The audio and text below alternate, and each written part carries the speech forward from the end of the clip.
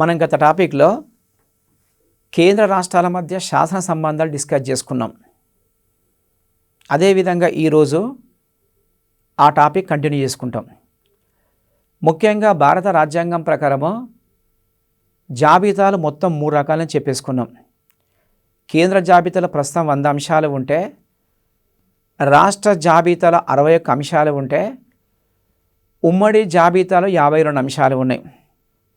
ఇక్కడ మరో అంశం ఏంటంటే, భారతదేశంలో కొన్ని ప్రత్యేక పరిస్థితుల్లో రాష్ట్ర జాబితాపై కూడా పార్లమెంట్ శాసనం చేసే అవకాశం ఉన్నది. వాస్తవానికి ఇక్కడ గమనించవలసిన అంశం ఏంటంటే, రాష్ట్ర జాబితా మీద రాష్ట్ర ప్రభుత్వానికి అధికారం ఉంటుంది.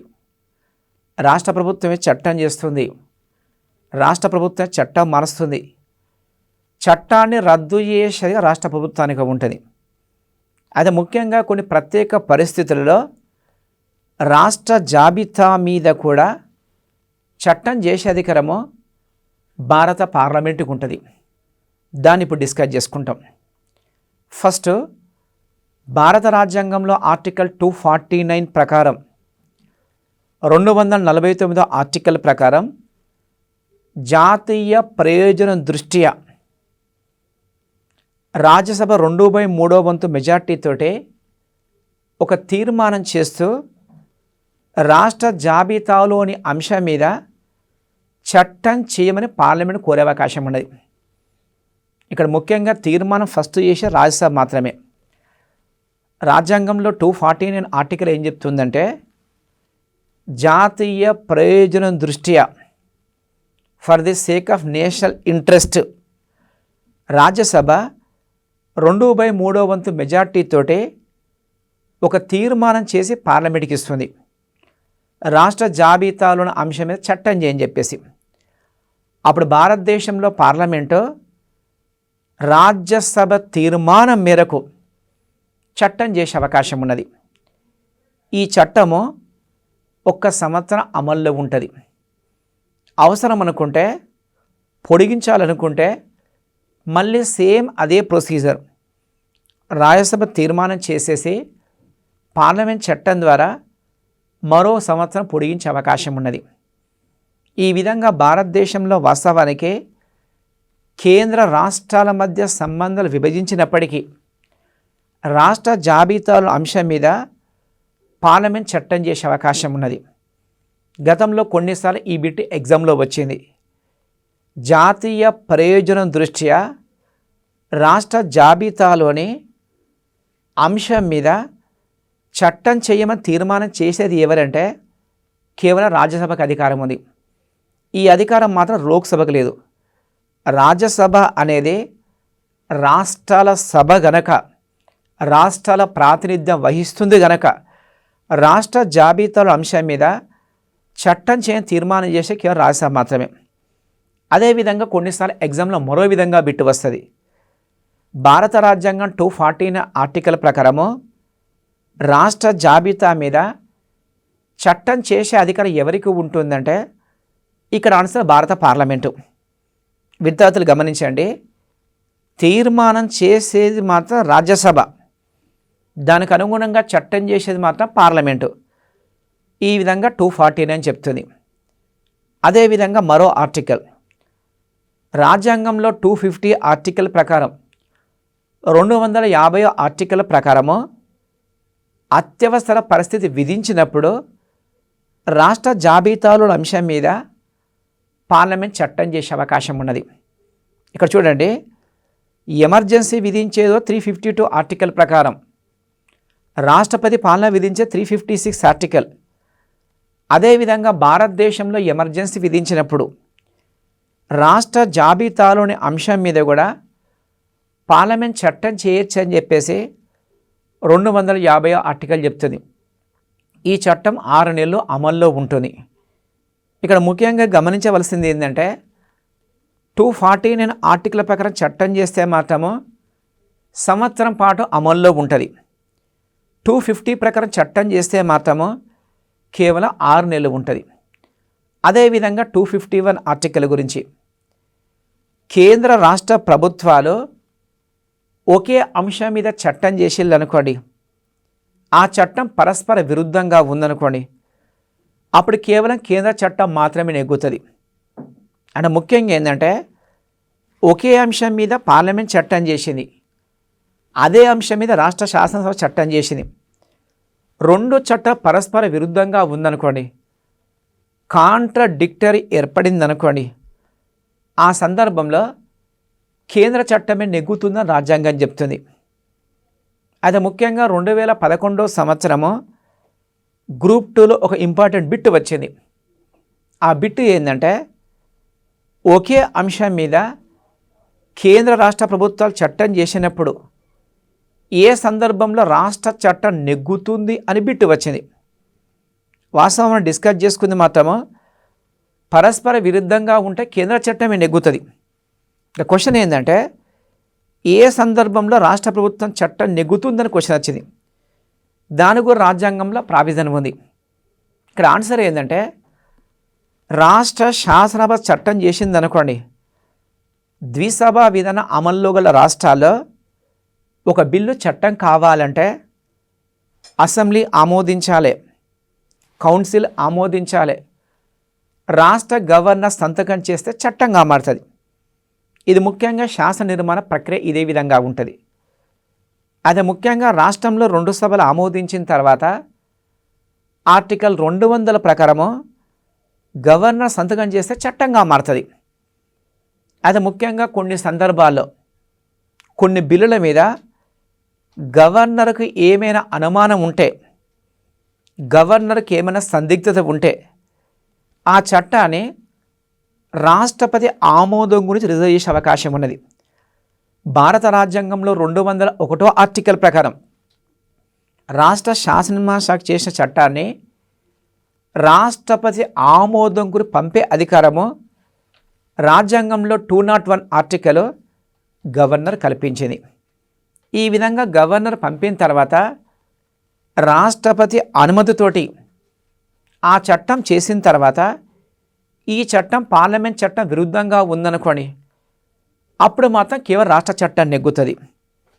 అంటే ముఖ్యంగా మన ఆన్సర్ ఏంటంటే రాష్ట్రపతి ముందస్తు అనుమతితోటి రాష్ట్ర శాసనసభ చట్టం చేస్తే ఆ చట్టం కేంద్ర చట్టం విరుద్ధంగా ఉన్నప్పుడు రాష్ట్ర చట్టం నెగ్గుతుందని చెప్పేసి 2011లో గ్రూప్ 2లో బిట్ వచ్చింది. ఇది ముఖ్యంగా మరో అంశం. అదేవిధంగా 252 ఆర్టికల్ ప్రకారం 252 ఆర్టికల్ ప్రకారము 2 లేక ఎక్కువ రాష్ట్రాలు వాటి ఉమ్మడి ప్రయోజనం కొరకు ఒక చట్టం చేయని పార్లమెంట్ కోరే అవకాశం ఉన్నది. ముఖ్యంగా రాష్ట్ర జాబితాలో ఉన్న కొన్ని అంశాల మీద ఉమ్మడి ప్రయోజనం పొందే నిమిత్తము 2 లేక 3 రాష్ట్రాలు చట్టం చేయని పార్లమెంట్ కోరే అవకాశం ఉన్నది. ముఖ్యంగా శాంతి భద్రతకు సంబంధించిన చాలా సందర్భాల్లో రాష్ట్రాలు ఈ విధంగా కోరినాయి. గతంలో మావోయిస్ట్ తీవ్రం ఎక్కువగా ఉన్నప్పుడు కొన్ని రాష్ట్రాలు ఉమ్మడి ప్రయోజనం కొరకు శాంతి భద్రతలు అనే అంశము వాస్తవానికి రాష్ట్ర జాబితాలోని అంశము. లా అండ్ ఆర్డర్ అనేది ఒక రాష్ట్రం మరో రాష్ట్రం వేరియేషన్ ఉన్నది, ఒక రాష్ట్రం మరో రాష్ట్రం వేరువేరుగా విధి విధానాలు ఉన్నాయి. అది ముఖ్యంగా కొన్ని సందర్భాల్లో ఈ యొక్క ఉమ్మడి రాష్ట్రాలు వాటి సమిష్టి ప్రయోజనం కొరకు చట్టం చేయని పార్లమెంట్ కోరిన సందర్భాలు ఉన్నాయి.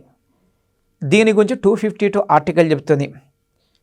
ఈ విధంగా భారతదేశంలో ఉమ్మడి రాష్ట్రాల ప్రయోజన కొరకు భారతదేశంలో పార్లమెంట్ కొన్ని చట్టాలు చేసింది. అందులో ముఖ్యంగా చెప్పుకోవాల్సింది 1953 సంవత్సరంలో చేసిన ఎస్టేట్ చట్టము అనేది, ఎస్టేట్ యాక్ట్ అనేది 1953లో కేంద్ర ప్రభుత్వం చేసింది. రెండవ ముఖ్యమైన చట్టము జల కాలుష్య నివారణ చట్టము. జల కాలుష్య నివారణ చట్టాన్ని 1974 సంవత్సరంలో ఇందిరాగాంధీ ప్రభుత్వం ఈ చట్టం చేసిళ్ళు. మరో చట్టం తీసుకుంటే పట్టణ ఆస్తుల గరిష్ట భూపరిమితి చట్టము. పట్టణ ఆస్తుల గరిష్ట పరిమితి చట్టము 1976 సంవత్సరంలో ఇందిరాగాంధీ ప్రభుత్వం చేసింది. మరో చట్టము మానవ అవయవాల అక్రమ మార్పిడి నిషేధ చట్టాన్ని 1994 సంవత్సరంలో పివి ప్రభుత్వం చేసింది.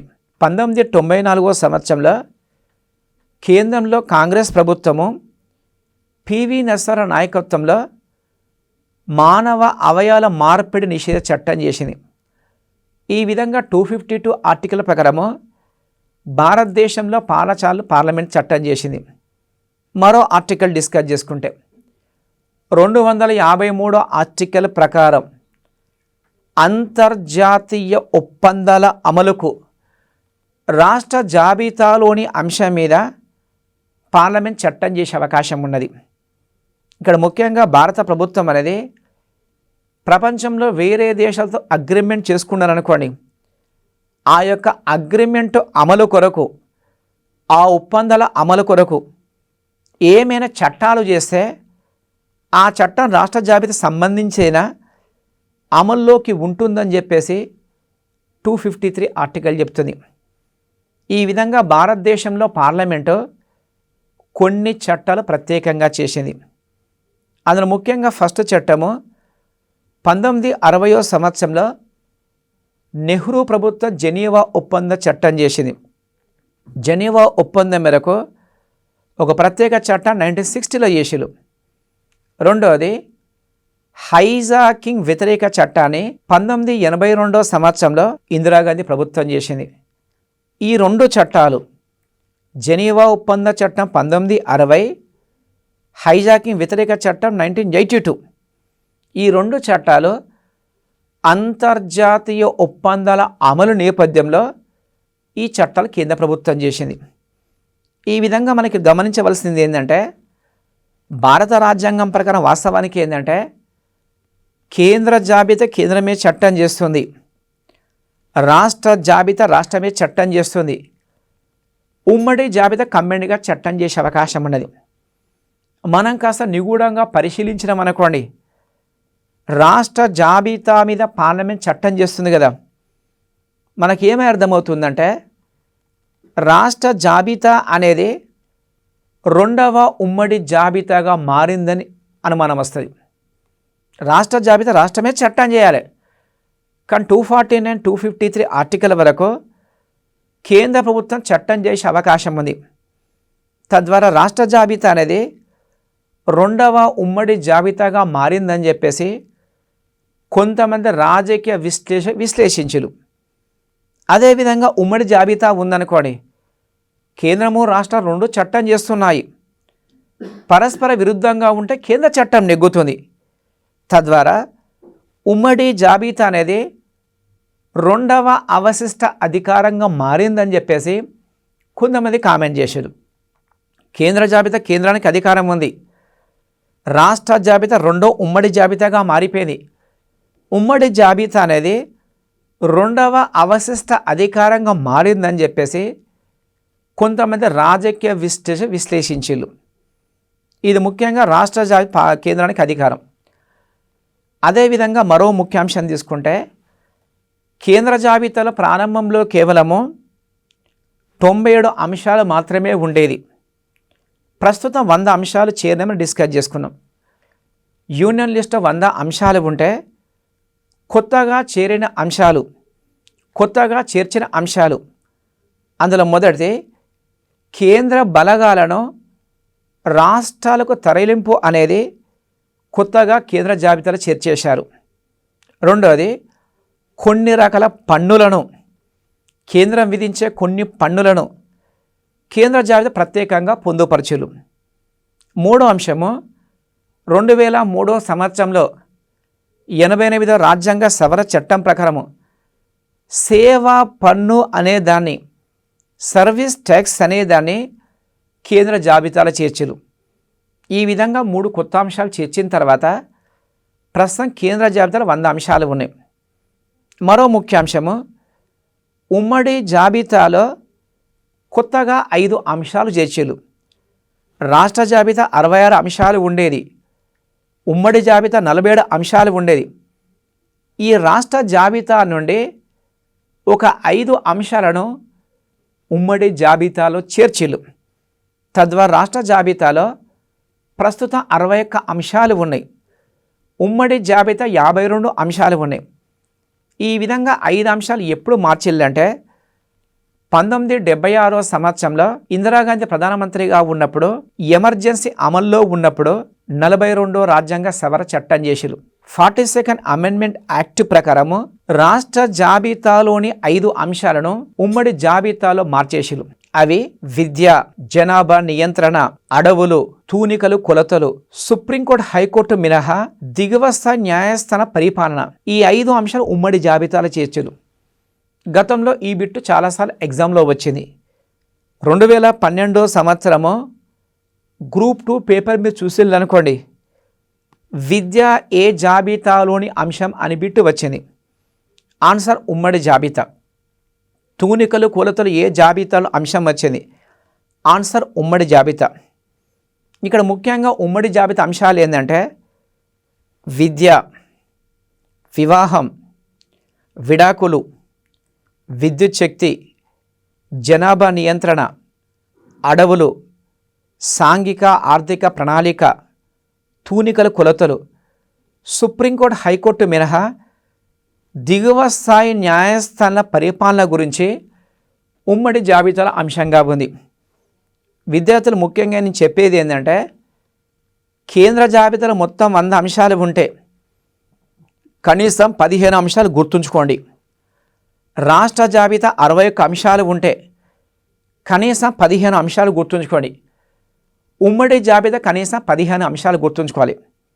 ఇక్కడ మనం కాస్త కంపేర్ చేసామనుకోండి, ముఖ్యంగా కొన్ని అంశాలు తీసుకుంటే జనాభా లెక్కలు అనేది కేంద్ర జాబితాలోని అంశం.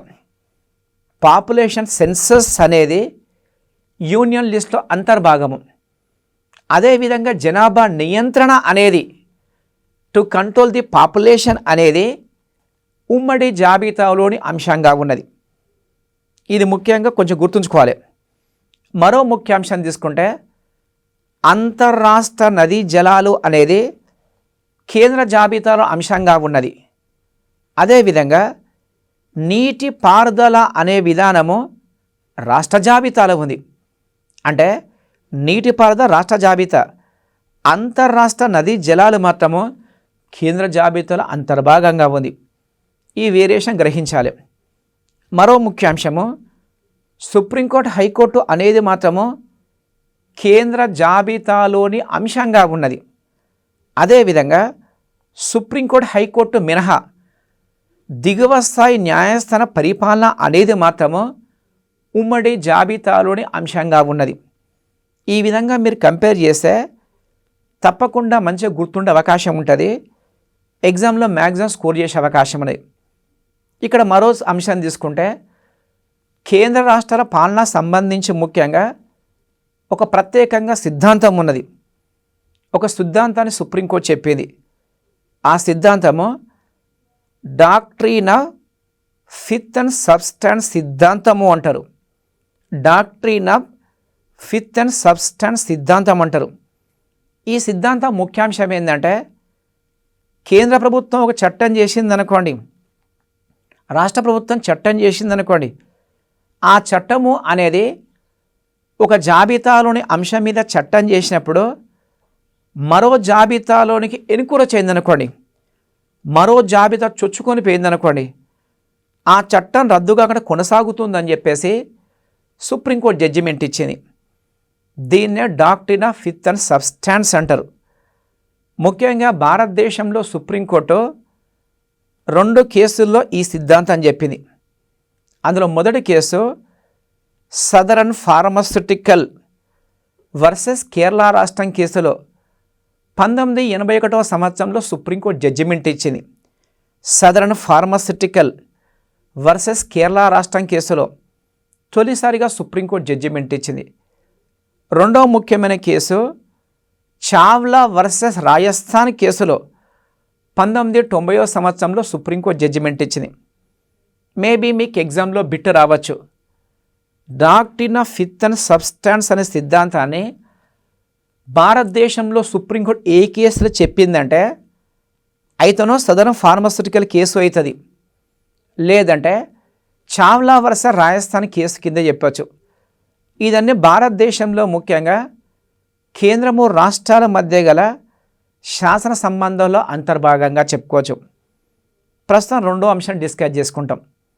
దీన్నే పరిపాలన సంబంధాలు అంటారు. దీన్నే అడ్మినిస్ట్రేటివ్ రిలేషన్స్ అంటారు. భారత రాజ్యాంగంలో 11వ భాగంలో శాసనాధికారాలు ఉన్నాయి. 11వ భాగంలో పరిపాలన అధికారాలు ఉన్నాయి. 11వ భాగంలో 256 ఆర్టికల్ నుండి 263 ఆర్టికల్ వరకు కేంద్ర రాష్ట్రాల మధ్య పరిపాలనా సంబంధాలు ఉన్నాయి. ముఖ్యంగా ఈ అంశాన్ని మనము 5 ఆర్టికల్ తప్పకుండా గుర్తుంచుకోవాలి. 5 ఆర్టికల్ గతంలో చాలాసార్లు ఎగ్జామ్లో వచ్చింది. అందులో మొదటిది 256 ఆర్టికల్ ప్రకారం 256 ఆర్టికల్ ప్రకారం కేంద్ర కార్యనిర్వహణ అధికారానికి అనుగుణంగా రాష్ట్రాలు పరిపాలించాలి. భారతదేశంలో కేంద్ర స్థాయిలో ప్రధాన కార్యనిర్వహణ అధికారిగా భారత రాష్ట్రపతి ఉంటాడు. భారత రాష్ట్రపతి కార్యనిర్వహించేటప్పుడు ప్రధానమంత్రి నేతృత్వంలో మంత్రిమండలి సలహా ఇస్తుంది. ఈ విధంగా కేంద్ర ప్రభుత్వము కార్యనిర్వహణ అధికారం చెలాయించేటప్పుడు దానికి అనుగుణంగా రాష్ట్రాలు అధికారం చెలాయించుకోవాలని చెప్పేసి 256 ఆర్టికల్ చెప్తుంది. ఇది ముఖ్యంగా 256 ఆర్టికల్లో అంతర్భాగం. అదేవిధంగా 257 ఆర్టికల్ ప్రకారము కేంద్ర ప్రభుత్వం రాష్ట్రంలో విధులు నిర్వర్తిస్తుంటే రాష్ట్ర ప్రభుత్వం ఎలాంటి అడ్డంకులు సృష్టించరాదు. అంటే మన అంశం ఏంటంటే 257 ఆర్టికల్ చెప్పేది ఏంటంటే కేంద్రం యొక్క విధులు కొన్ని రాష్ట్రాల్లో ఉంటాయి. ఫర్ ఎగ్జాంపుల్ దూరదర్శన్ కానీ, లేదంటే ఆకాశవాణి కానీ, లేదంటే తంతి తపాలా కానీ, అదేవిధంగా రైల్వేలు ఉన్నాయి. ఇది మొత్తం కేంద్ర ప్రభుత్వ ఆస్తులు, కేంద్ర జాబితాలోని అంశాలు. ఇది కాస్త కేంద్ర ప్రభుత్వ రాష్ట్రాలు నిర్వహిస్తుంటే రాష్ట్ర ప్రభుత్వం ఎలాంటి అడ్డంకులు సృష్టించరాదు. అదేవిధంగా రాష్ట్ర ప్రభుత్వము కేంద్ర ఆస్తులు రక్షించే విధి ఉన్నది. ఇది 257 అంతర్భాగం. మరో ఆర్టికల్ తీసుకుంటే 258 ఆర్టికల్ ప్రకారం 258 ఆర్టికల్ ప్రకారం రాష్ట్రాల సమ్మతి మేరకు కానీ రాష్ట్రాల సమ్మతి లేకుండా కానీ భారతదేశంలో కేంద్ర ప్రభుత్వము తన కొంత పరిపాలనా అధికారాన్ని రాష్ట్రాల డెలిగేట్ చేసే అవకాశం ఉన్నది. అంటే కేంద్రం యొక్క తన అధికారాన్ని రాష్ట్రాల దత్తత చేసే అధికారము 258 ఆర్టికల్ చెప్తుంది. దీనికి రాష్ట్రాల సమ్మతి ఉండవచ్చు, లేదంటే సమ్మతి లేకపోవచ్చు. ఇది ముఖ్యంగా మరో ఆర్టికల్.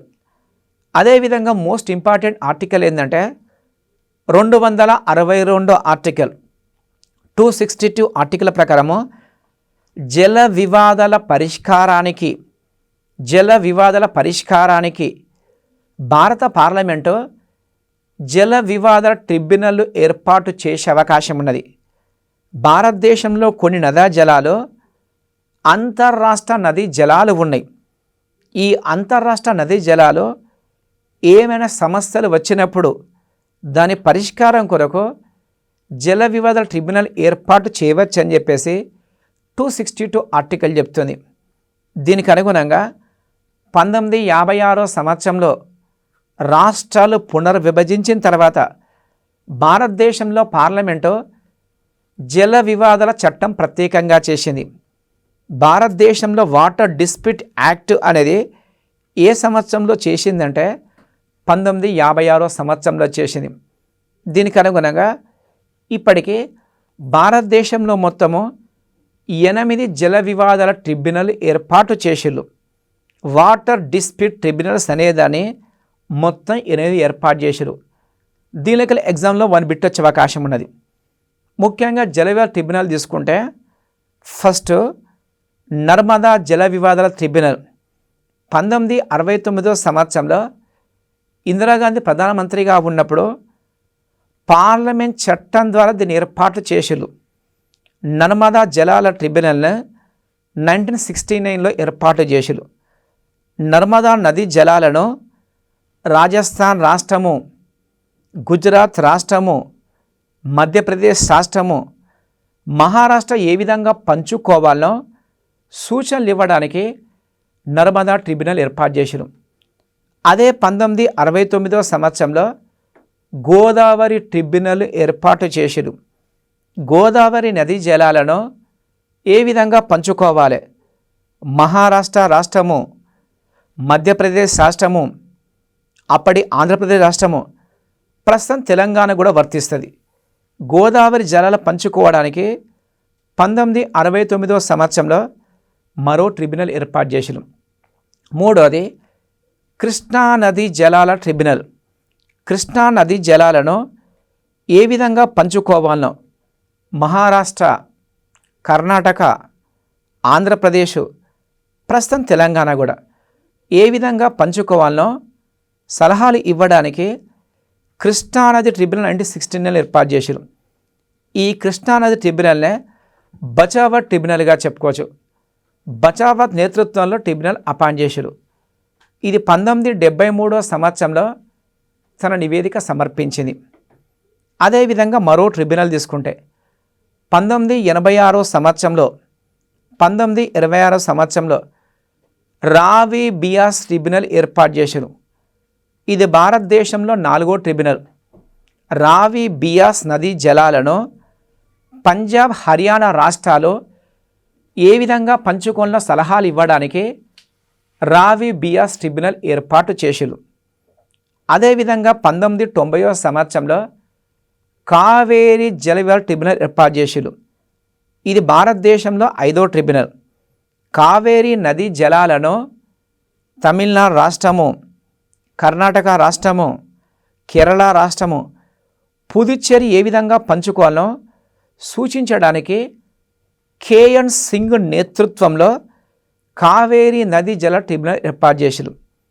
ఇది భారతదేశంలో 5వ ట్రిబ్యునల్. అదేవిధంగా 2004 సంవత్సరంలో కేంద్రంలో యూపీఏ ప్రభుత్వము 6వ ట్రిబ్యునల్ ఏర్పాటు చేసింది. ఇదే కృష్ణా నది జల ట్రిబ్యునల్. కృష్ణా నది జలాలను దాని పరివాహక రాష్ట్రాలు ఏ విధంగా పంచుకోవాలో సూచించడానికి బ్రజేష్ కుమార్ నేతృత్వంలో కృష్ణా నది జలాల మీద 2వ ట్రిబ్యునల్ ఏర్పాటు చేశారు. అదేవిధంగా 2010 సంవత్సరంలో భారతదేశంలో యూపీఏ ప్రభుత్వము మరో 2 ట్రిబ్యునల్ ఏర్పాటు చేశారు. అందులో 7వ ట్రిబ్యునల్ వంశధార ట్రిబ్యునల్. వంశధార నదీ జలాలను ఒడిషా, ఏపీ ఏ విధంగా పంచుకోవాలో సూచించడానికి వంశధార ట్రిబ్యునల్ ఏర్పాటు చేశారు. అదే 2010 సంవత్సరంలో 8వ ట్రిబ్యునల్ ఏర్పాటు చేశారు, మహాదమి ట్రిబ్యునల్. మహాదమి వాటర్ను మహారాష్ట్ర రాష్ట్రము, కర్ణాటక రాష్ట్రము, గోవా ఏ విధంగా పంచుకోవాలో సూచించడానికి మహాదమి ట్రిబ్యునల్ ఏర్పాటు చేశారు.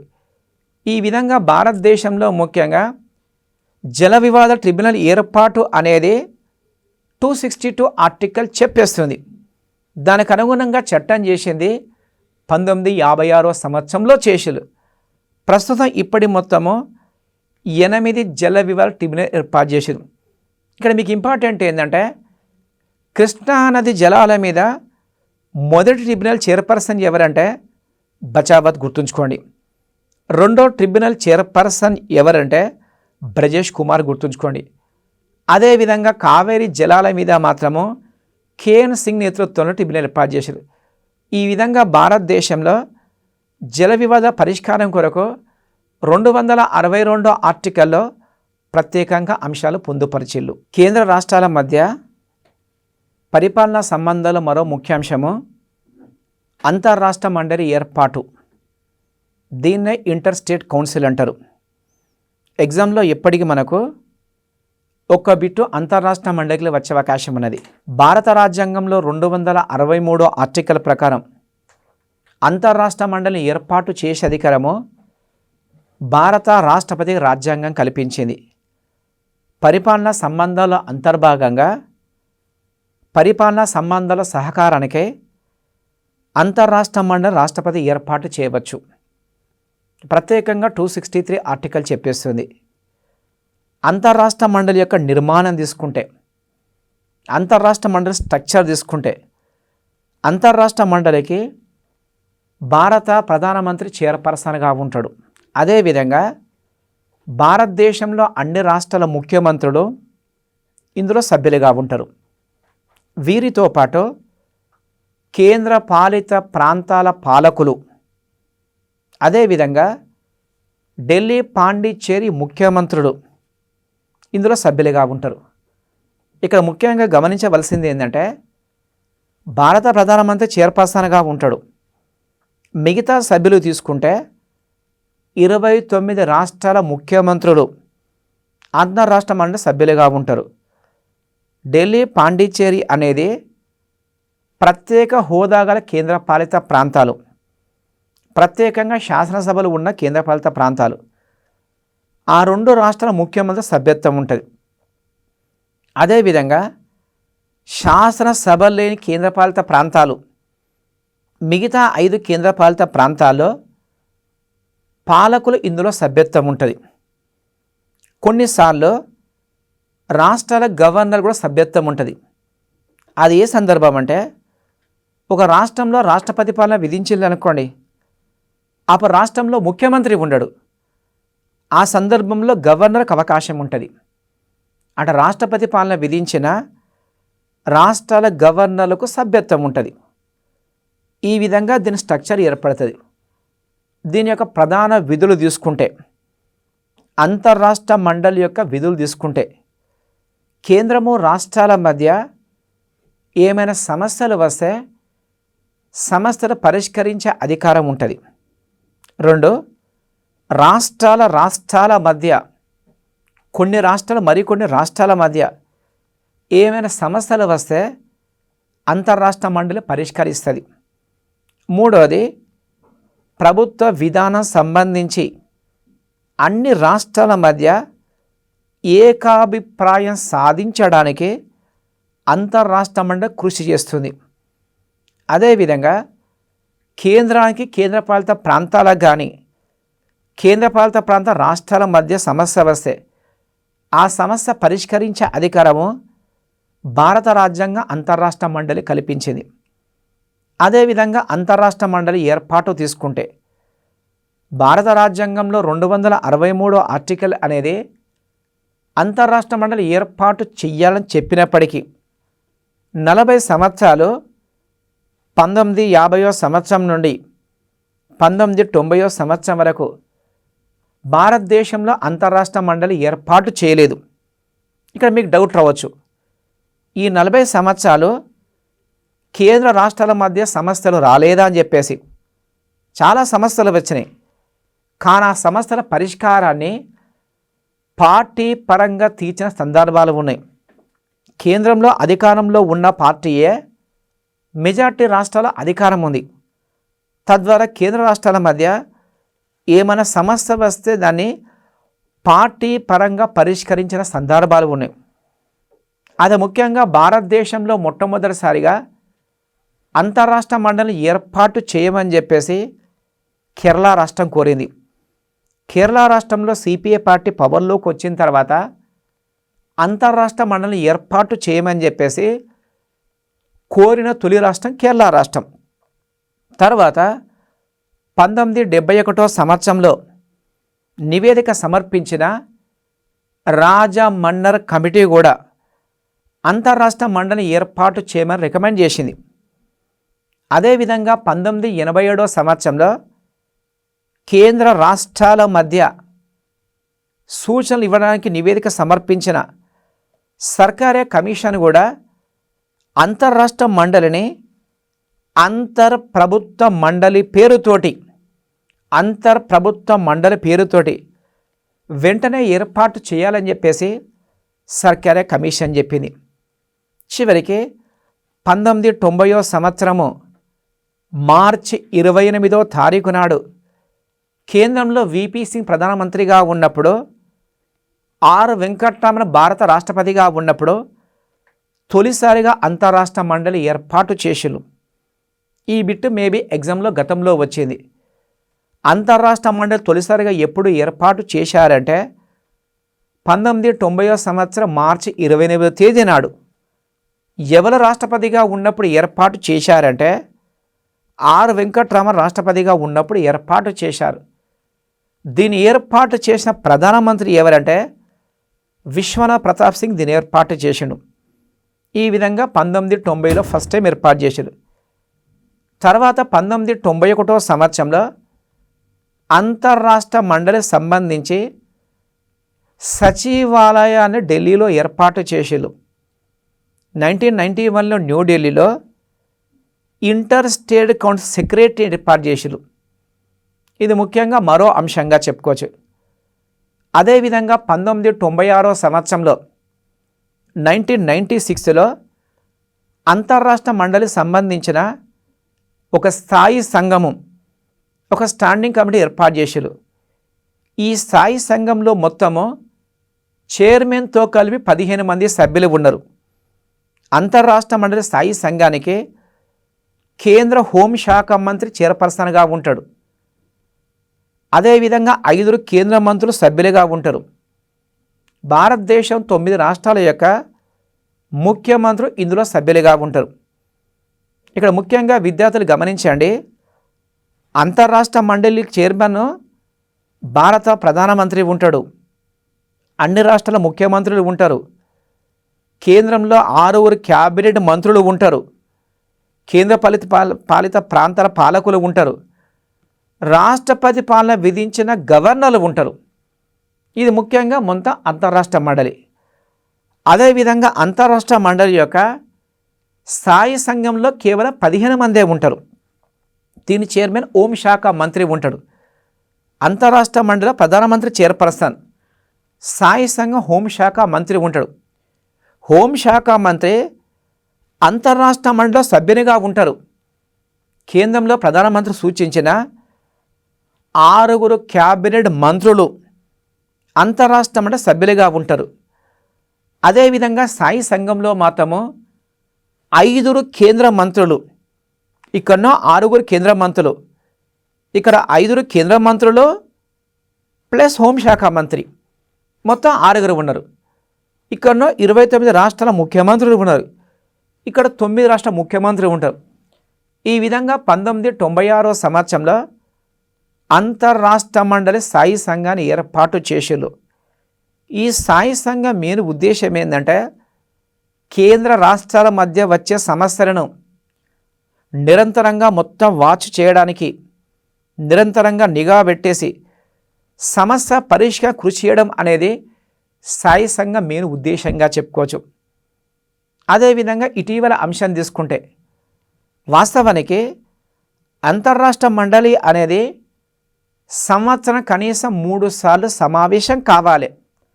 3 సార్లు సమావేశం ఏర్పాటు చేయాలని చెప్పేసి రాజ్యాంగం ప్రత్యేకంగా నిర్దేశిస్తున్నది. కానీ ప్రస్తుతం ఆ విధంగా అయితలేదు. 1990వ సంవత్సరంలో మొదటిసారిగా సమావేశం అయితే 2006వ సంవత్సరంలో మన్మోహన్ సింగ్ ప్రధానమంత్రిగా ఉన్నప్పుడు అంతర్రాష్ట్ర మండలి 10వ సమావేశం జరిగింది. అండ్ ముఖ్యంగా 1990వ సంవత్సరం నుండి 2006వ సంవత్సరము 16 సంవత్సరాల్లో కేవలం 10 సార్లు సమావేశమైంది. అదేవిధంగా 11వ సమావేశము ఇటీవల జరిగింది. 2016వ సంవత్సరము జూలై 16వ తారీఖు నాడు భారత ప్రధానమంత్రి నరేంద్ర మోడీ చైర్పర్సన్గా 11వ అంతర్రాష్ట్ర మండలి సమావేశం జరిగింది. ఇది కరెంట్ అఫైర్స్లో మీకు ఇంపార్టెంట్. 2016 జూలై 16వ తేదీ నాడు న్యూఢిల్లీలో జరిగిన అంతర్రాష్ట్ర మండలి అనేది ఎన్నవ సమావేశం ఎగ్జామ్లో బిట్టు వచ్చే అవకాశం ఉంది. అది మాత్రం 11వ సమావేశం. ఈ సమావేశంలో ముఖ్య నిర్ణయం ఏంటంటే GST, goods and services tax, వస్తువుల సేవల పన్ను మీద భారతదేశంలో అన్ని రాష్ట్రాలను ఏకాభిప్రాయం తీసుకురావడానికి 11వ అంతర్రాష్ట్ర మండలి సమావేశం ఏర్పాటు చేశారు.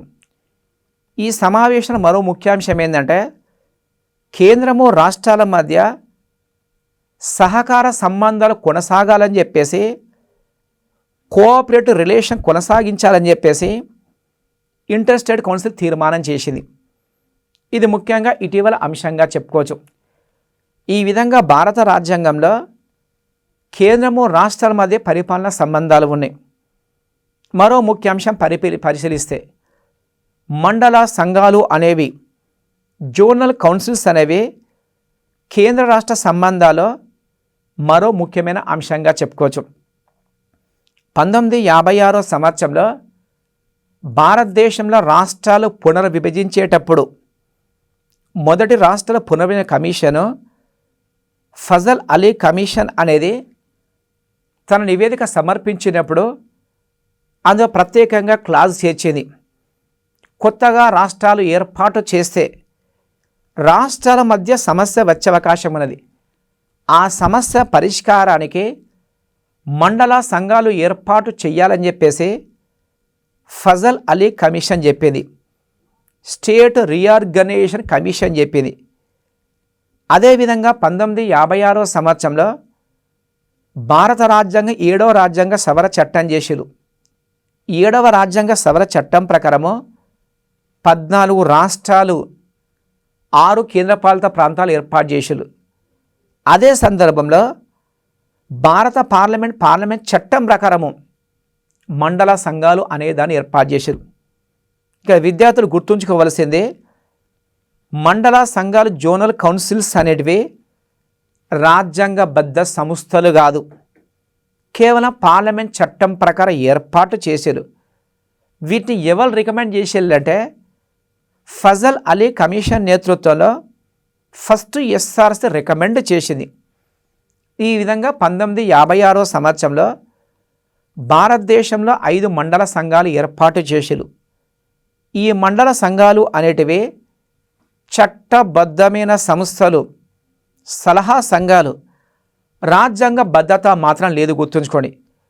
ఈ విధంగా 1956 సంవత్సరంలో 5 మండల సంఘాలు ఏర్పాటు చేస్తే 1971 సంవత్సరంలో ఈశాన్య రాష్ట్రాల పునర్విభజన తర్వాత మరో మండల సంఘం ఏర్పాటు చేసిరు. ఈ విధంగా ప్రస్తుతం భారతదేశంలో 6 మండల సంఘాలు ఉన్నాయి, 6 జోనల్ కౌన్సిల్స్ ఉన్నాయి. వాటిని డిస్కస్ చేసుకుంటాం. మొదటిది ఉత్తర మండలం అంటారు, దీన్నే నార్త్ జోన్ అంటారు. ఉత్తర మండలంలో 5 రాష్ట్రాలు ఉన్నాయి, 2 కేంద్రపాలిత ప్రాంతాలు ఉన్నాయి.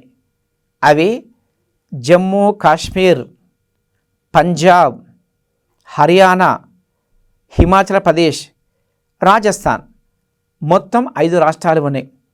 అదేవిధంగా ఢిల్లీ, చండీగఢ్ కేంద్రపాలిత ప్రాంతాలు కూడా ఉత్తర మండలంలో అంతర్భాగంగా ఉంది. దీని యొక్క ప్రధాన కార్యాలయము న్యూఢిల్లీలో ఉంది. అదేవిధంగా రెండవ మండలము దక్షిణ మండలం అంటారు, దీన్నే సౌత్ జోన్గా చెప్పుకోవచ్చు. ఫస్ట్దో ఉత్తర మండలము, రెండోది దక్షిణ మండలం. దక్షిణ మండలంలో కూడా మొత్తము 5 రాష్ట్రాలు ఉన్నాయి, 2 కేంద్రపాలిత ప్రాంతాలు ఉన్నాయి. అవి తమిళనాడు, కేరళ, కర్ణాటక, ఆంధ్రప్రదేశ్, తెలంగాణ, మొత్తం 5 రాష్ట్రాలు ఉన్నాయి.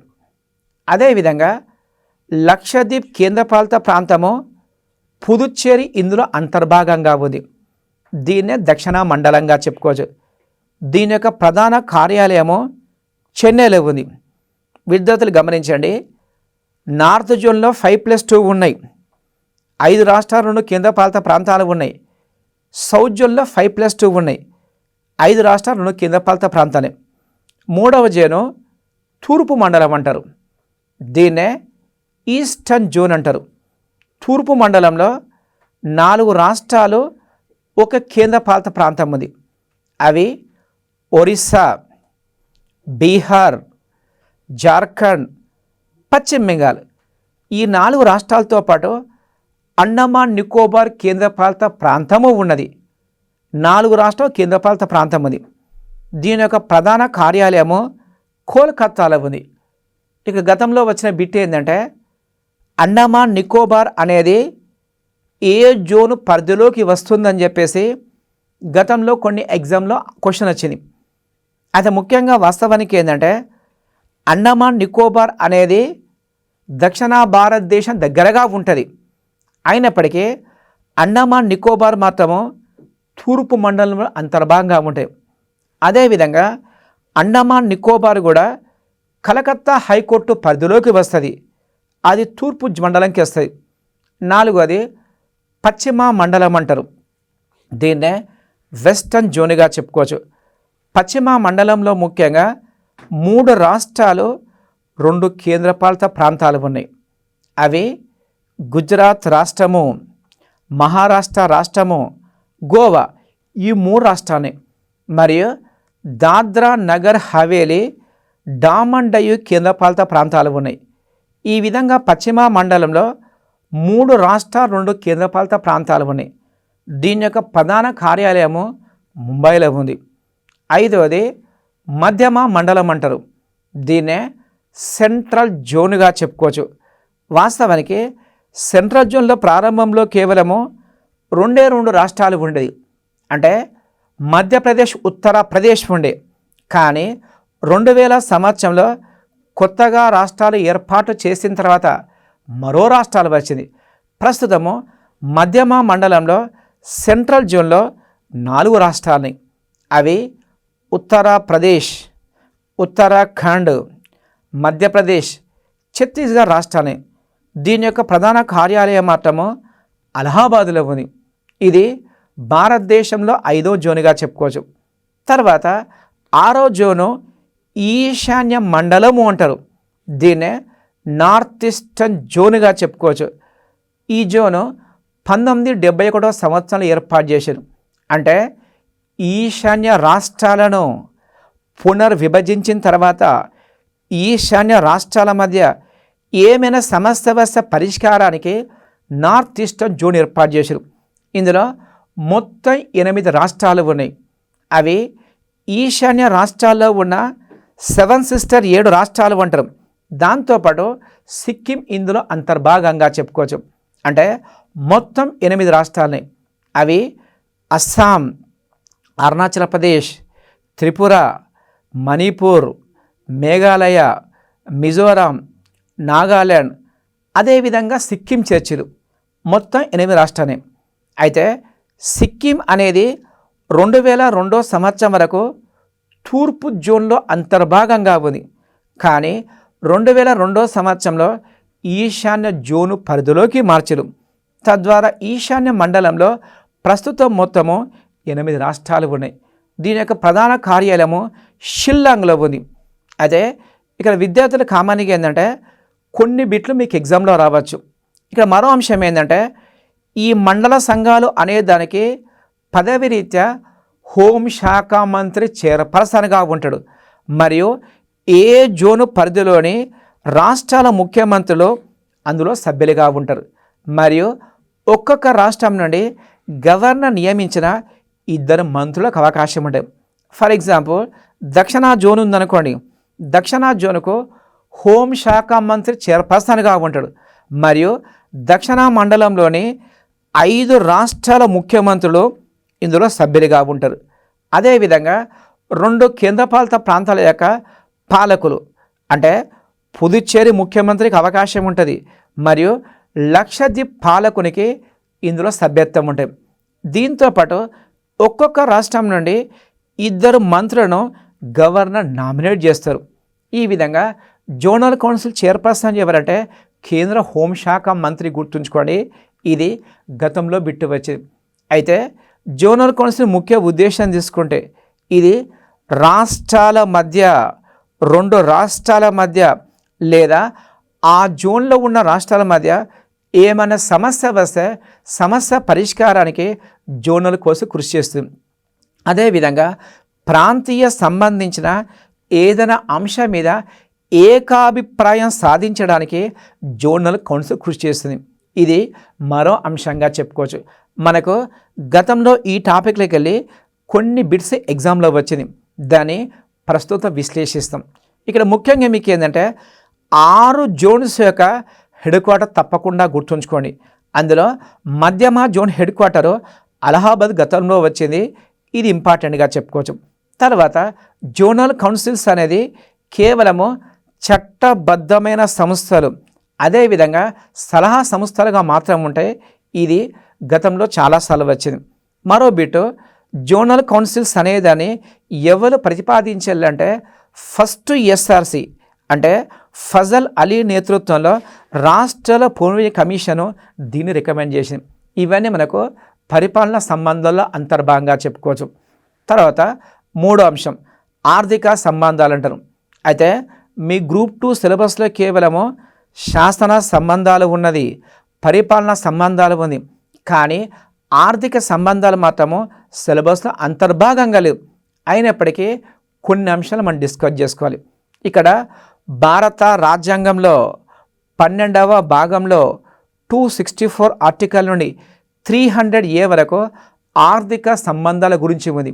అంటే ప్రభుత్వానికి వచ్చే పన్నులను, ప్రభుత్వానికి వచ్చే నిధులను కేంద్రము రాష్ట్రాలు ఏ విధంగా పంచుకోవాలో 12వ భాగంలో ప్రత్యేకంగా ప్రస్తావించరు. దీన్నే ఫైనాన్షియల్ రిలేషన్స్గా చెప్పుకోవచ్చు. దీన్ని కొన్ని కోణాల్లో విశ్లేషించవచ్చు. అందులో ఫస్ట్ అంశము కొన్ని రకాల పన్నులు కేవలము కేంద్రానికి చెందే పన్నులు ఉంటాయి. అంటే కొన్ని పన్నులను కేవలము కేంద్ర ప్రభుత్వం విధిస్తుంది, కేంద్ర ప్రభుత్వం వసూలు చేస్తుంది, కేంద్ర ప్రభుత్వం దగ్గర ఉంచుకునే పన్నులు ఉంటాయి. ముఖ్యంగా ఇలాంటి పన్నులు మొత్తము 15 పన్నులు కేంద్ర పన్నులకు సంబంధించి. ఇవి కస్టమ్స్ పన్ను, కార్పొరేషన్ పన్ను మరియు విదేశీ మారక ద్రవ్యం మీద వేసే పన్ను మొత్తం కూడా కేంద్రానికి లభిస్తుంది. ఇది ఫస్ట్ అంశంగా చెప్పుకోవచ్చు. రెండవది కొన్ని రకాల పన్నులు కేవలము రాష్ట్రానికి చెందే పన్నులు ఉంటాయి. అంటే రాష్ట్ర ప్రభుత్వం పన్ను విధిస్తుంది, రాష్ట్ర ప్రభుత్వం వసూలు చేస్తుంది, రాష్ట్ర ప్రభుత్వం దగ్గర ఉంచుకునే పన్నులు ఉంటాయి. ఇలాంటి పన్నులు మొత్తము 20 పన్నులు ఉన్నాయి. అవి రాష్ట్ర ఎక్సైజ్ పన్ను, రాష్ట్ర అమ్మకం పన్ను, దీన్నే వ్యాట్ అంటారు, మరియు వినోదం పన్ను, వాహనం పన్ను, ఇవన్నీ కూడా రాష్ట్రానికి చెందే పన్నులుగా చెప్పుకోవచ్చు. మూడవది కొన్ని రకాల పన్నులు కామన్గా కేంద్ర ప్రభుత్వం విధిస్తుంది, కేంద్ర ప్రభుత్వం వసూలు చేస్తుంది, వచ్చిన ఇన్కమ్ను కేంద్ర రాష్ట్రాలు పంచుకుంటాయి. ఇవి కేంద్ర రాష్ట్రానికి సంబంధించిన పన్నులుగా చెప్పుకోవచ్చు. ప్రస్తుతము ఆదాయం పన్ను, కేంద్ర ఎక్సైజ్ పన్ను కేంద్రము రాష్ట్రాలు 2 పంచుకుంటాయి. అయితే ఆదాయం పన్ను, కేంద్ర ఎక్సైజ్ పన్ను కేంద్ర రాష్ట్రాలు ఏ రేషియోలో పంచుకోవాలనో, ఏ నిష్పత్తిలో పంచుకోవాలనో సూచించే అధికారము భారతదేశంలో ఆర్థిక సంఘానికి ఉంటుంది. ఇది మరో అంశంగా చెప్పుకోవచ్చు. తర్వాత 4వ అంశము కొన్ని రకాల పన్నులను కేంద్ర ప్రభుత్వం విధిస్తుంది, కేంద్ర ప్రభుత్వం వసూలు చేస్తుంది, వచ్చిన ఇన్కమ్ను రాష్ట్రాలకు ఇస్తుంది. ఇది 4వ రకం పన్నుగా చెప్పుకోవచ్చు. ఫర్ ఎగ్జాంపుల్ స్టాక్ ఎక్స్చేంజ్పై పన్ను, ప్రకటన మీద పన్ను, వ్యవసాయేతర ఎస్టేట్ డ్యూటీ, ఈ పన్నులను కేంద్రం విధించి వసూలు చేసి రాష్ట్రాలకు ఇస్తుంది. అవి స్టాక్ ఎక్స్చేంజ్పై పన్ను, ప్రకటనపై పన్ను, వ్యవసాయ ఎస్టేట్ డ్యూటీ అనేది 4వ క్యాడర్ కింద వస్తుంది. లాస్ట్ 5వ పన్ను ముఖ్యంగా కొన్ని పన్నులను కేవలం కేంద్ర ప్రభుత్వం ఇస్తుంది, కానీ రాష్ట్రాలు వసూలు చేసి వాటి వద్ద ఉంచుకునే పన్నులు ఉంటాయి. ఫర్ ఎగ్జాంపుల్ స్టాంపు డ్యూటీ కానీ, కాస్మోటిక్స్పై పన్ను కానీ, ఆల్కహాల్ మందుల మీద విధించే పన్ను ఈ క్యాడర్ కిందికి వస్తాయి. ఈ విధంగా భారత రాజ్యాంగంలో 12వ భాగంలో ఆర్థిక సంబంధాలు ప్రత్యేకంగా విశ్లేషించడం. ఇక్కడ మరికొన్ని అంశాలు తీసుకుంటే భారత రాజ్యాంగంలో 275 ఆర్టికల్ ప్రకారము, 275 ఆర్టికల్ ప్రకారము కేంద్ర ప్రభుత్వము రాష్ట్రాల గ్రాంట్లు ఇచ్చే అవకాశం ఉంది. అంటే రాష్ట్రాల యొక్క అభివృద్ధి కొరకు, రాష్ట్ర సంక్షేమం కొరకు కేంద్ర ప్రభుత్వము రాష్ట్రాలకు ఏ ఆర్టికల్ ప్రకారము గ్రాంట్ ఇస్తుందంటే 275 గుర్తుంచుకోండి. తర్వాత 293 ఆర్టికల్ ప్రకారము కేంద్రము రాష్ట్రాలకు రుణాలు ఇస్తుంది. అంటే 275 ఆర్టికల్ మాత్రము కేంద్రం రాష్ట్రాల గ్రాంట్ ఇస్తుంది, 293 ఆర్టికల్ ప్రకారము కేంద్రం రాష్ట్రాలకు రుణాలు ఇస్తాయి. ఈ విధంగా భారతదేశంలో రాష్ట్ర ప్రభుత్వాలు కేంద్రం నుండి రుణం తీసుకోవచ్చు, ప్రజల నుండి రుణం తీసుకోవచ్చు, సంస్థల నుండి రుణం తీసుకోవచ్చు. తర్వాత కేంద్ర ప్రభుత్వ అనుమతితోటి విదేశీ సంస్థల నుండి కూడా రుణం తీసుకునే అధికారము రాష్ట్ర ప్రభుత్వానికి ఉంటుంది.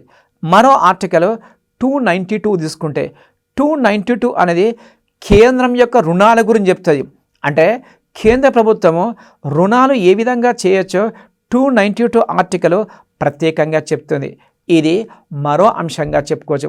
తర్వాత 280 ఆర్టికల్ ప్రకారము భారత రాష్ట్రపతి ఆర్థిక సంఘాన్ని ఏర్పాటు చేసే అవకాశం ఉంది. దీన్నే ఫైనాన్స్ కమిషన్గా చెప్పుకోవచ్చు. అంటే కేంద్ర ప్రభుత్వం వచ్చిన ఇన్కంలో రాష్ట్రాల వాటాను తేల్చడానికి ప్రత్యేకంగా ప్రతి 5 సంవత్సరాలకు ఒకసారి ఆర్థిక సంఘాన్ని ఏర్పాటు చేసే అధికారము భారత రాష్ట్రపతికి ఉంది. ఈ విధంగా ఆర్థిక సంఘంలో ఒక చైర్పర్సన్ ఉంటాడు, 4 సభ్యులు ఉంటారు. దీన్ని ప్రత్యేకంగా డిస్కస్ చేసుకోం. ఇవన్నీ మనకు ఆర్థిక సంబంధాల్లో అంతర్భాగంగా చెప్పుకోవచ్చు. ప్రస్తుతం మన టాపిక్ కేంద్ర రాష్ట్రాల మధ్య సంఘర్షణ డిస్కస్ చేసుకుంటాం. భారతదేశంలో కేంద్రము రాష్ట్రాల మధ్య ఇటీవల ధోరణి డిస్కస్ చేసుకుంటాం. ముఖ్యంగా భారత రాజ్యాంగం ప్రకారము కేంద్ర రాష్ట్రాల మధ్య చక్కటి సంబంధం ఏర్పాటు చేసేళ్ళు. కేంద్ర స్థాయిలో కేంద్ర ప్రభుత్వం పనిచేస్తుంది, రాష్ట్ర స్థాయిలో రాష్ట్ర ప్రభుత్వం పనిచేస్తుంది. రెండిటి అధికారం కూడా రాజ్యాంగం ప్రకారం కల్పించబడ్డది, రాజ్యాంగబద్ధంగా నడుచుకోవాలి. ఈ విధంగా రాజ్యాంగంలో చక్కగా పొందుపరచరు. అది ముఖ్యంగా ప్రాక్టికల్గా చూస్తే మాత్రము 1950వ సంవత్సరం నుండి 1967వ సంవత్సరం మధ్య భారతదేశంలో కేంద్రము రాష్ట్రాల మధ్య సంబంధాలు చక్కగా ఉన్నాయి. ముఖ్యంగా మరో అంశం ఏంటంటే భారతదేశంలో కేంద్రము రాష్ట్రాల మధ్య సంబంధాల్లో కొన్నిసార్లు సంఘర్షణ జరిగింది, కొన్నిసార్లు వివాదాలు వచ్చినాయి. ఆ వివాదాలు ముఖ్యంగా 5 ప్రధాన కారణాలుగా చెప్పుకోవచ్చు. 5 అంశాల కారణంగా కేంద్రము రాష్ట్రాల మధ్య తరచూ సంఘర్షణ వచ్చింది.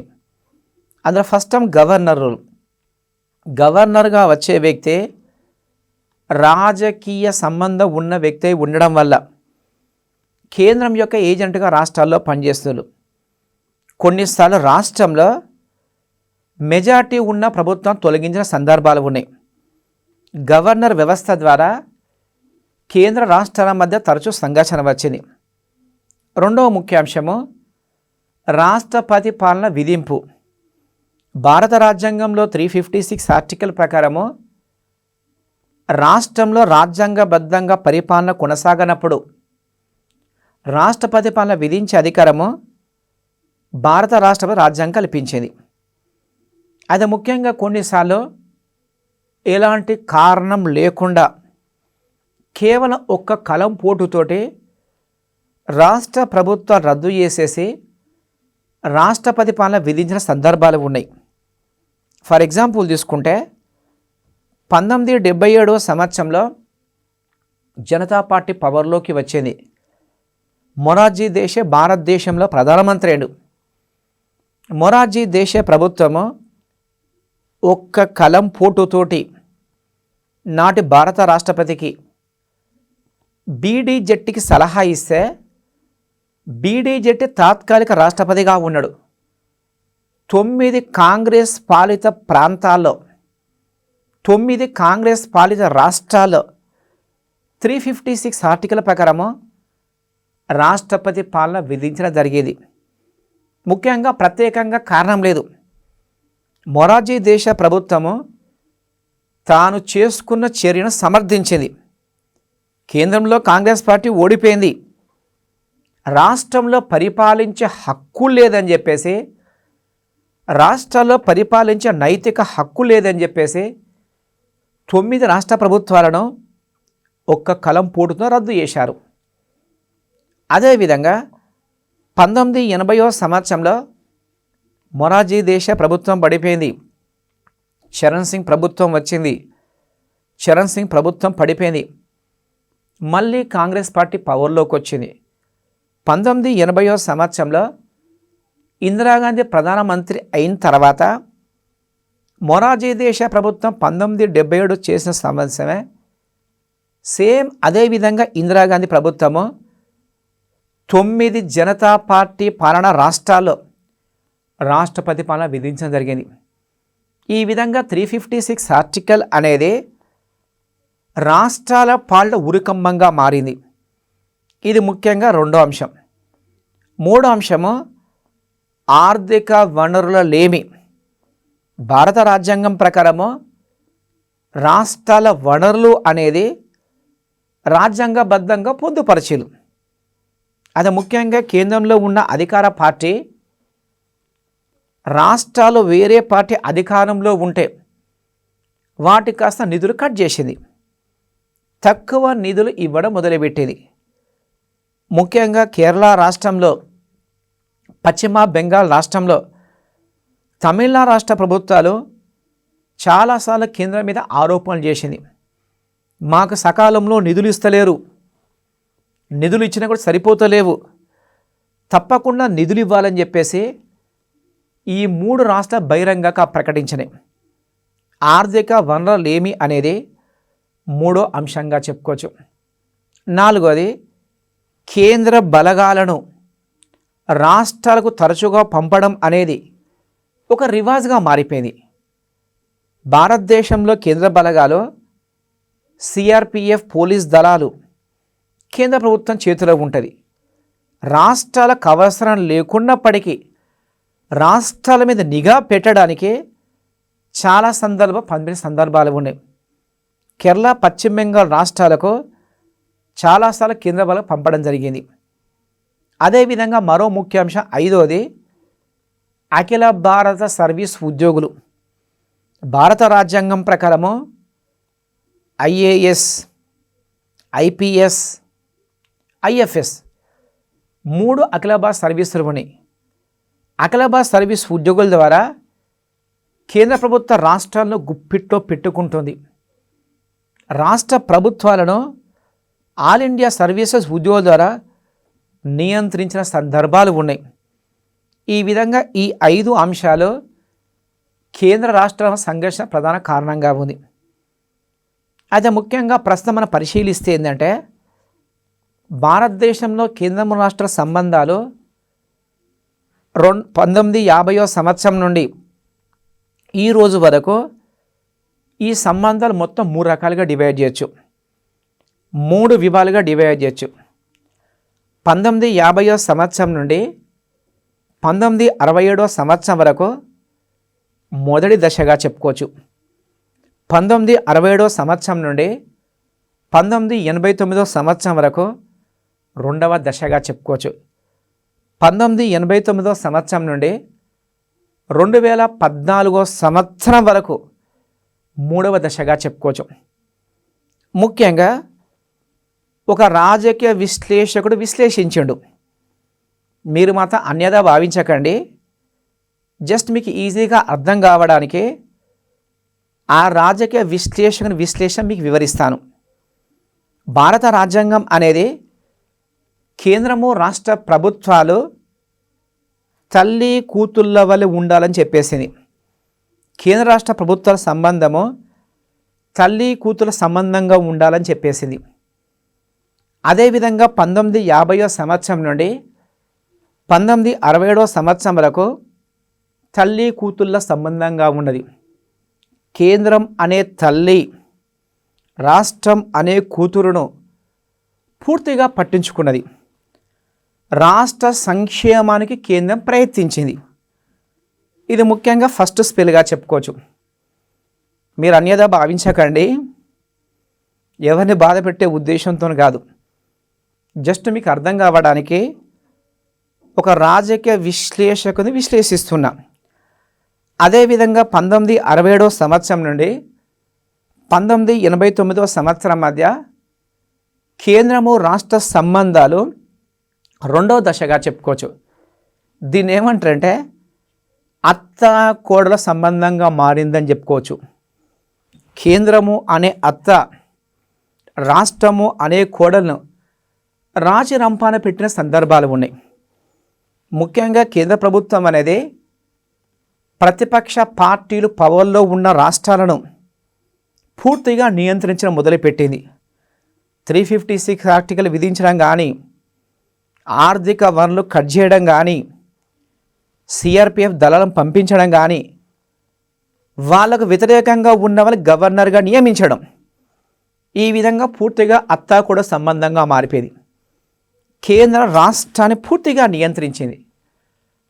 అదేవిధంగా 1989 సంవత్సరం నుండి 2014 సంవత్సరం వరకు, ప్రస్తుత ఎన్డీఏ ప్రభుత్వం వచ్చేంత వరకు భారతదేశంలో కేంద్రము రాష్ట్ర సంబంధాలు 3వ దశగా చెప్పుకోవచ్చు. ఈ దశలో సంబంధం ఏ విధంగా ఉందంటే మోడ్రన్ అత్త కోడల సంబంధం అంటారు. ముఖ్యంగా చాలామంది విశ్లేషిస్తూ అంటారు, మోడ్రన్ అత్త కోడలంటే కోడలే అత్తను డామినేట్ చేసే సందర్భం ప్రస్తుతం ఉంది. ముఖ్యంగా 1989 సంవత్సరం తర్వాత రాష్ట్రాలు కేంద్రం మీద ఆధిపత్యం చెలాయిస్తున్నది. ఎందుకంటే 1989 సంవత్సరంలో భారతదేశంలో దాదాపు సంకీర్ణ యుగాలు వచ్చింది. ఈ సంకీర్ణ ప్రభుత్వాల్లో కేంద్ర ప్రభుత్వం యొక్క ఉనికి, కేంద్ర ప్రభుత్వం యొక్క స్థిరత్వం అనేది రాష్ట్ర ప్రభుత్వాల మీద ఆధారపడి ఉంది. గతంలో మనందరూ తెలుసు, తమిళనాడులో డిఎంకే పార్టీ కానీ, తమిళనాడులో ఏడీఎంకే పార్టీ కానీ, ఉమ్మడి ఆంధ్రప్రదేశ్లో తెలుగుదేశం పార్టీ కానీ, పశ్చిమ బెంగాల్లో మమతా బెనర్జీ పార్టీ, వీళ్ళందరూ ప్రాంతీయ పార్టీలు. వీళ్ళు ముఖ్యంగా ఏంటంటే కేంద్రాన్ని నియంత్రించేసి ఎక్కువ మొత్తంలో ప్రయోజనం పొందింది. రాష్ట్రాన్ని చూస్తే కేంద్రమై భయపడుతున్నది. ఈ విధంగా సంబంధాలు విశ్లేషించవచ్చు. అయితే ముఖ్యంగా రాజ్యాంగ స్ఫూర్తి అనేది విఘాతం ఉండద్దంటే కేంద్ర రాష్ట్రాలు అనేటివి పరస్పరం సహకరించుకున్నప్పుడు మాత్రమే భారత రాజ్యాంగ స్ఫూర్తి సార్థకమయ్యే అవకాశం ఉన్నది.